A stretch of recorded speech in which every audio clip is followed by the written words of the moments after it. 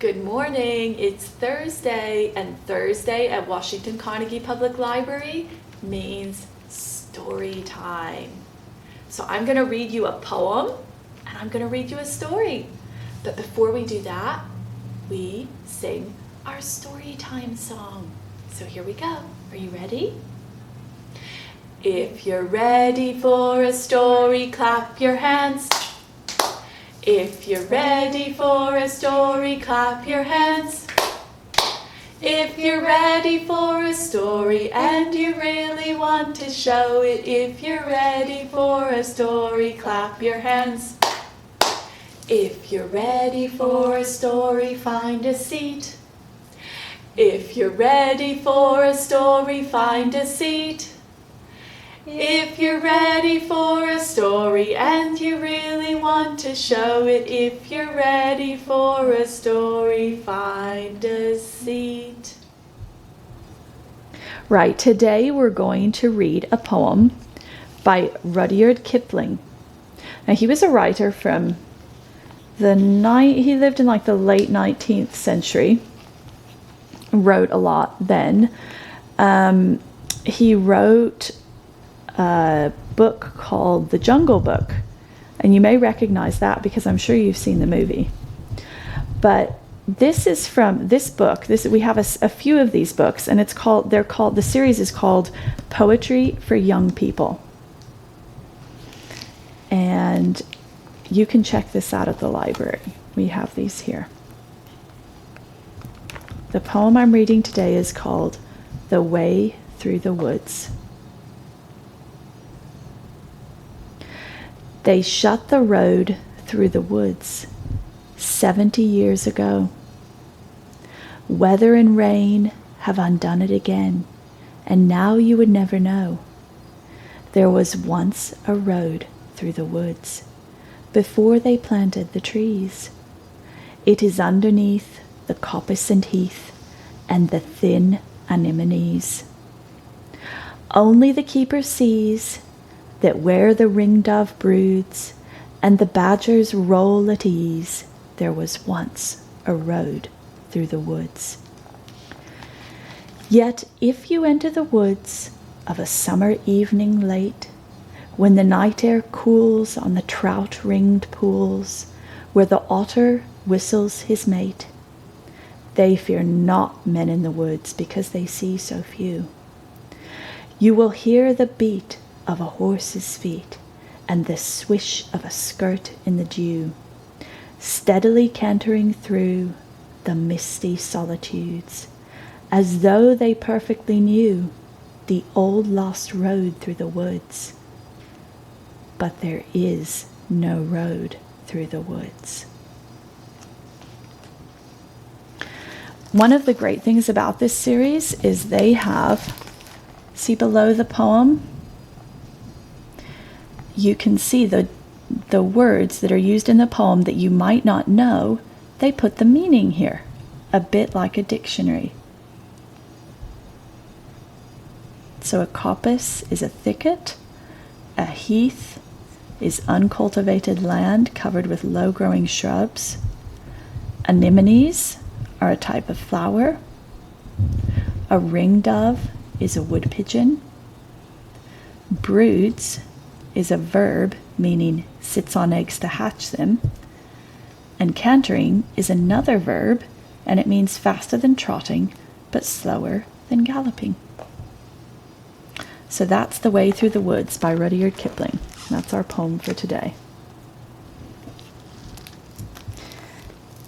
And the story that we're going to read is called We Are the Gardeners. It has this beautiful cover, my favorite color of green, kind of a mossy green, and it's written by Joanna Gaines and kids.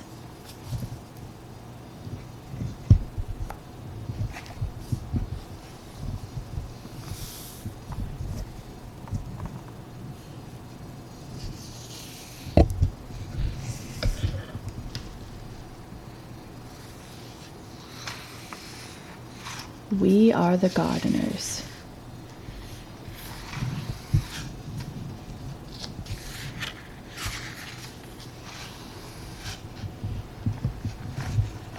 We are the gardeners. That's a pretty official title, but we didn't start out this way. Just like our garden, we started small and grew from there. Some say that a garden just grows from seeds, but we think it grows from trying and failing and trying again. A garden is hard work, but so is most of the good, important stuff in life. Our family's garden story began with one small potted fern. Dad stumbled upon it at the hardware store when he ran in for some supplies. He said it was just too cute to leave behind, and he thought it would make Mom smile. And it did.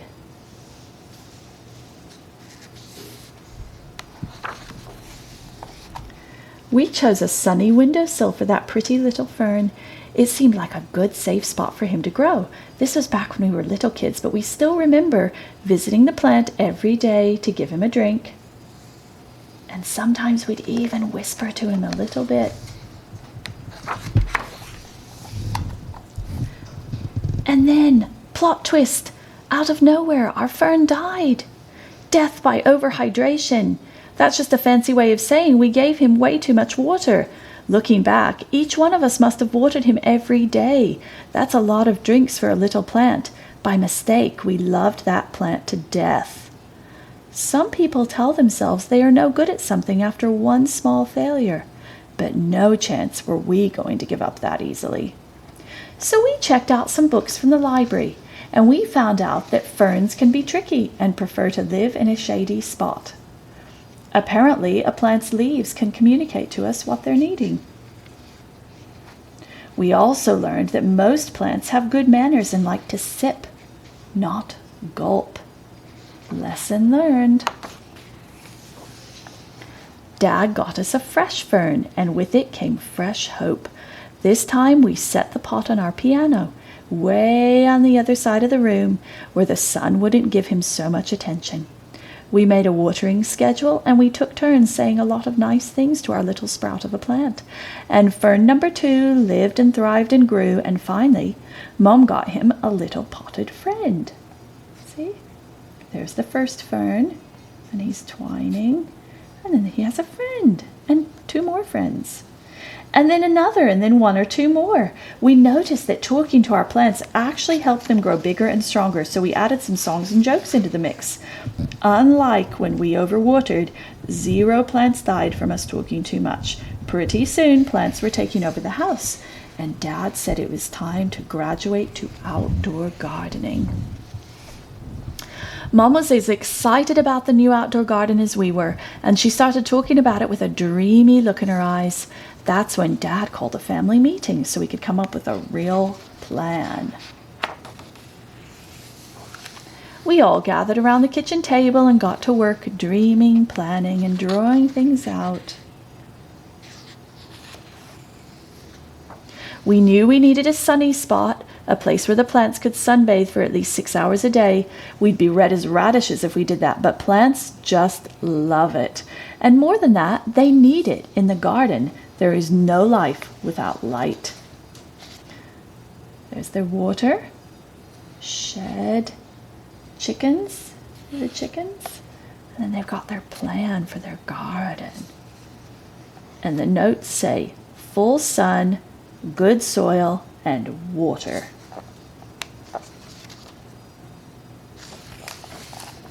Dad always says that the foundation is the most important thing when it comes to building a house. A house can't be strong if it's built on something weak, and the same holds true in the garden.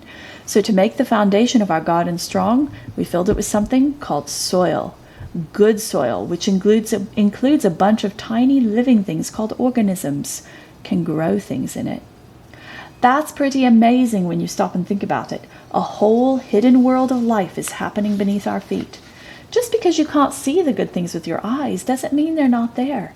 And another cool thing about soil is that it feeds and strengthens the seeds we sow. And then, like a miracle, plants and flowers burst out of the ground. We also knew we needed our garden to get plenty of water. Rain is the very best thing for plants to drink, but it's hard to know when and if rain is coming. So a couple other options to keep plants hydrated are to collect rainwater, or use a sprinkler or garden hose to get the job done. Once we had a location with plenty of sun, good soil, and a watering plan, we got right to work. First things first, seeds. The most fun part of planning out our garden was deciding what to plant. We started with the foods we like to eat, like strawberries and tomatoes, and then we chose some pretty flowers to keep them company. The thing about seeds is that they're everyday miracles. Everything a plant will grow up to be is already hidden inside the seed. We chose flowers like zinnias, sunflowers, and cosmos so that pollinators would visit our garden. Butterflies, hummingbirds, and bees spread pollen around from flower to flower, encouraging even more things to bloom. We like knowing that little helpers are out there in nature working with us to help this garden grow. The bees must have put the word out that we had a pretty good thing going because sure enough, all sorts of other critters started to arrive. We quickly found out that there were 3 types of bugs in our backyard: the good, the bad, and the ugly. Let's start with the worst part. It was a pretty sad day when the aphids arrived. They are some of the more well-known villains in the gardening world. They suck the life right out of plants. But then the ladybirds showed up to eat those pesky aphids for lunch. Ladybirds are for sure part of the hero camp, bravely protecting our plant friends from harm. And we've got to tell you about earthworms. They're like the secret agents of the garden. Earthworms eat all the dead things like old roots and leaves and turn them into life for the soil. Every time we found one, we would all high-five and celebrate. They aren't pretty, but who cares? They're awesome, and we love seeing them hard at work. We realized pretty quickly that we needed to keep the weeds out. They are the true bullies of the garden. Weeds try to steal water, sunlight, and nutrients from our fruits and veggies, and it's our job to make sure those little rascals don't take over. If we ignore the garden for too long, the weeds run wild and hurt our beloved plants. It's so much easier to just do a little bit every day. We were officially gardeners and had a real-life garden to prove it. That garden became our pride and joy. Day in and day out, we tended to our plants, making sure they got plenty of sun and water. Every time a new plant sprouted up from the ground, our excitement grew right along with it. As time passed, our garden grew bigger, and so did our family. When our garden was finally in full bloom and growing tall, we'd run through the aisles and watch the butterflies flutter around us.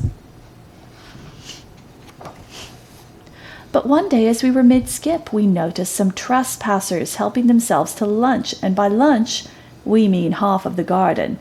Animals may look cute and innocent, but some have a sneaky side. They can wipe out a garden in no time flat. The chickens ate the vegetables. The goats ate Mom's roses. And the bunnies weren't picky at all. They ate anything in sight. Saying goodbye to that many happy plants was even harder than throwing away our very first dead fern. We debated if we should just give up. Was it really worth it to start all over again? Then we remembered one very important detail. We are the gardeners. It was our responsibility not only to grow this garden, but also to protect it. So we put up a little fence to keep the animals out and got to work rebuilding our garden. It didn't take long to get our plants and flowers growing tall again. To this day, our very favorite days are when we get to gather the fruits of our labor. Mom loves to set the table with pretty flowers in every color you can imagine. We help her dream up recipes for the food we've grown. Sometimes when we see all that beauty laid out, we can't believe our hands helped to bring it to life, and it makes all the hard work worth it. It's what keeps us coming back, day after day, season after season. we still keep a little fern on the piano to remind us of our small beginnings. Every time we water it, we're reminded not to give up when things don't work out the first time. Because the thing is, whether one potted fern dies or half of the garden is wiped out by little critters, every failure or setback teaches us something. Dad says that every hard thing we choose to do makes us braver for the next time. There are so many lessons waiting to be learned and a whole world of gardening ready to bloom. We are the gardeners, and you can be too. Just a beautiful book. That's the end of story time for today. Remember, you can come in, if you really enjoyed these books, you can come in and check them out. Okay? It was good to see you. Take care. Bye. See you next week.